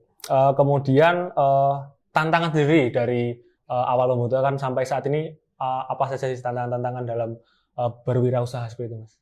Yang dilalui. Kayak saya lalui itu banyak, Mas. Jadi gini, karena saya balik lagi saya dari kampung ya, jadi saya nggak ngerti cara mendirikan sebuah perusahaan seperti apa. Ditipu tuh pasti, kehilangan duit itu pasti ya, sama 100 juta pun. Iya, jadi itu memang tantangannya itu kalau materi. Tapi kalau tantangan yang lainnya sih, alhamdulillah nggak begitu besar. Nggak begitu besar ya. Besar. Ini kalau memang kita komit sama sebuah project, tantangannya deadline itu. Harus diselesaikan, itu aja. Deadline harus disesuaikan ya. Berarti ya untuk apa ya, perlu siap mental juga ya untuk berusaha itu, mental utama karena tentu banyak lika-liku yang akan dihadapi nantinya. Pasti. Kemudian untuk saat ini kalau boleh tahu mempunyai karyawan berapa, Mas, kalau di usaha? Kalau di kantor enaknya bisnis di IT itu kita nggak butuh karyawan. Karyawan tetap itu nggak butuh? Karyawan tetap itu ada, cuma di administrasi aja. Gitu. Administrasi, terus kemudian hampir semua programmer saya itu freelance. Hampir semua, cuman ada salah satu yang backup di kantor, maksudnya dia stay ya di kantor. Maksudnya klien kan kadang yang Jawa Tengah, biasanya minta di visit. Kalau saya biasanya kan keliling. Nah, kalau programmer 1, 2, 4, 5 kurang lebih. 5. Ya, anak STIMIK cuma 1. Nanti mungkin adik-adik yang mau bergabung. Bukan bergabung, belajar bareng aja. Iya. Nah, berbicara masalah karyawan. Nah, ini menurut Mas nih, apa sih yang perlu sebagai nanti untuk terjun ke bidang tersebut tuh apa sih yang diperlukan untuk programmer untuk masuk ke bidang itu? Ya kalau saya sih menuntut teman-teman atau adik-adik yang baru belajar logika algoritmanya aja. Tadi ya. Kalau bahasa program apapun bisa kita pakai kok. Yang penting algoritmamu nyampe, terus analisamu oke, udah. Jadi modal programmer yang baik gitu ya. Betul. Ya, ya. Itu aja sih. Kalau di Solo sendiri, menurut Mas itu bibitnya itu gimana untuk programmer-programmer di Solo? Apakah udah mulai bagus bibit-bibitnya atau? Ya, kalau kebetulan programmer saya Solo cuma 2. Cuma 2? Selebihnya di luar, ada yang di Malang, ada yang di Medan. Kalau semua punya bibit ya, kasarannya potensi itu tergantung adik-adiknya. Kita nggak bisa menilai bahwa itu bagus, itu enggak. Untuk menilai itu kan kita harus tahu dulu kualitasnya seperti apa. Dan saya yakin adik-adik pasti bisa. Saya pun bisa kok. Saya yang nggak ngerti komputer bisa seperti ini kasarannya. Saya nggak muluk-muluk. Saya menilai diri saya sendiri. Saya sudah sukses. Dan saya kalau dibilang Solo ya Surakarta. Soekarjo kan Surakarta, masuk Solo. Jadi gitu aja sih kalau saya. Kalau masalah bibit hampir rata sih. Semua bisa jadi bibit yang bagus kok. Gitu aja. Saya kan beberapa tahun ini kan mulai bergeliat lah usaha-usaha di bidang seperti itu, mulai menunjukkan lah seperti itu. Kemudian ada motivasi khusus untuk mahasiswa yang baru masuk, motivasi atau pesan mungkin untuk para mahasiswa yang baru masuk di Sinus ini? Siap. Jadi pesan saya sih simple aja sih adik-adik. Jadi adik-adik itu posisi sekarang sudah kuliah. Kasarannya itu kalian sudah punya mentor, udah bagus sekali ada dosen-dosen yang bisa menerima apapun pertanyaannya. Di luar sana masih banyak adik-adik yang lulusan SMP, SMA, dia lebih jago dalam dunia programming. Dan dia belajar otodidak. Nah, tapi kalian pasti bisa lebih jago lagi karena punya pembimbing dosen-dosen. Jadi apa pertanyaannya, sampaikan ke dosen, belajar yang benar, nggak usah mikir aneh-aneh dulu, pasti nanti ada hasilnya. Itu aja sih. Untuk mencari dasar yang kuat juga ya, pasti. ada pembimbingnya, pasti. Arah lah. Iya. Anak-anak otodidak aja bisa kok. Kenapa kita yang kasarannya ada pembimbingnya, dosen, teman-teman sekampus gitu, kenapa nggak bisa? Itu aja. Iya, terima kasih. Kembali lagi di usaha jenengan. Ada nggak sih proyek yang berkesan untuk jenengan selama ini yang dikerjakan? Alhamdulillah semua proyek saya berkesan. Jadi saya punya cita-cita, saya nggak akan kemana-mana sebelum saya keliling Indonesia. Dan keliling Indonesia itu harus gratis. Kasarannya itu saya nggak perlu ngeluarin banyak uang, tapi saya bisa kemana-mana. Dan alhamdulillah sudah tercapai. Kurang 1 pulau Papua. Kurang Papua. Ya, insya Allah harusnya kemarin karena beliau mau ke Jakarta, akhirnya nanti kita meeting Jakarta, nanti kita ke Papua bareng-bareng. Jadi semua proyek pasti berkesan. Buat saya berkesan. Karena fokus saya juga awalnya di dunia pariwisata, jadi keliling-keliling tempat-tempat wisata. Wisata ya. Terus sekarang merambah ke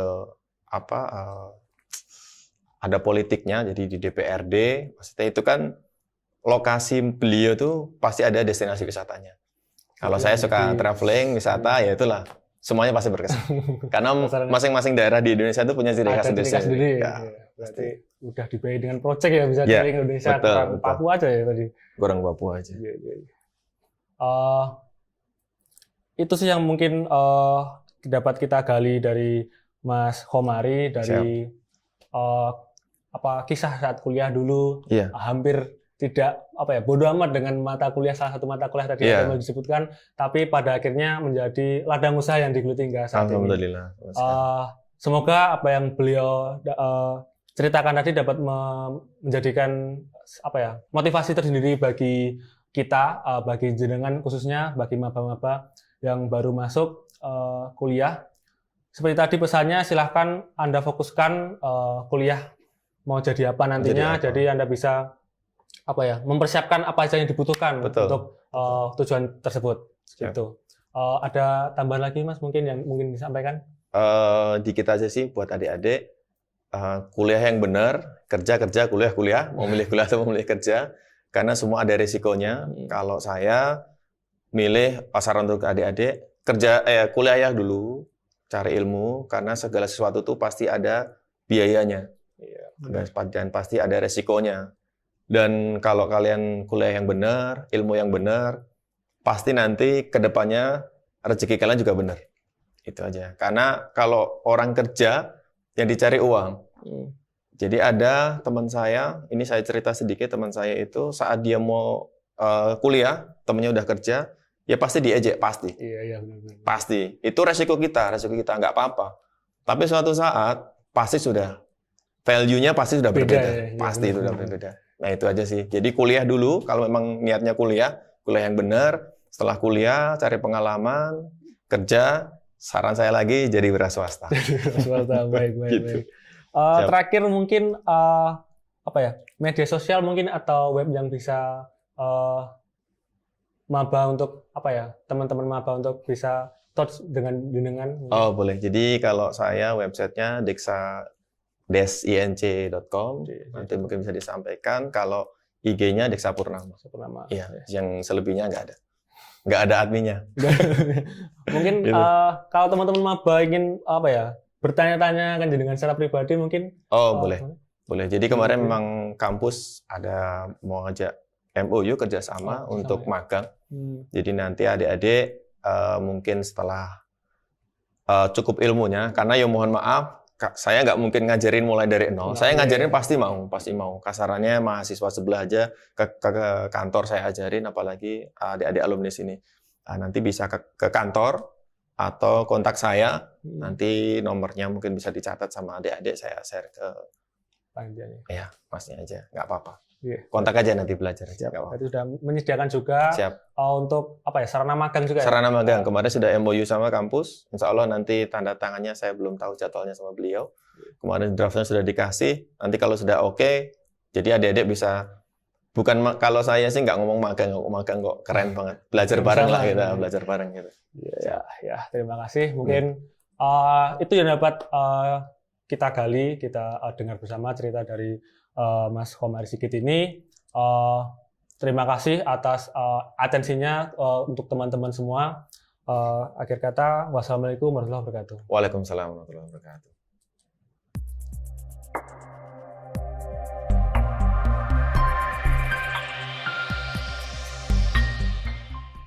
Terima kasih kepada Kak Bintang Maulana Sidik Eskom, terima kasih kepada Kak Aril Sujana Eskom, dan terima kasih kepada Kak Komari Sigit Eskom atas materi yang telah disampaikan.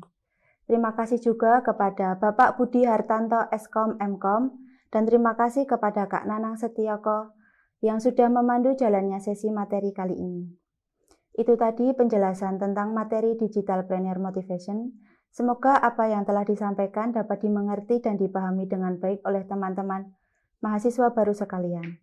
Kemudian jangan lupa untuk mengisi form review materi di akhir acara, yang nantinya linknya akan disampaikan oleh kakak pendamping kalian masing-masing. Terima kasih atas perhatiannya. Mohon maaf apabila ada salah kata yang kurang berkenan di hati teman-teman semuanya.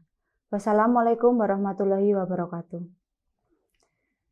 Salam Kampus 2021, membangun insan cendekia bersama Sinar Nusantara.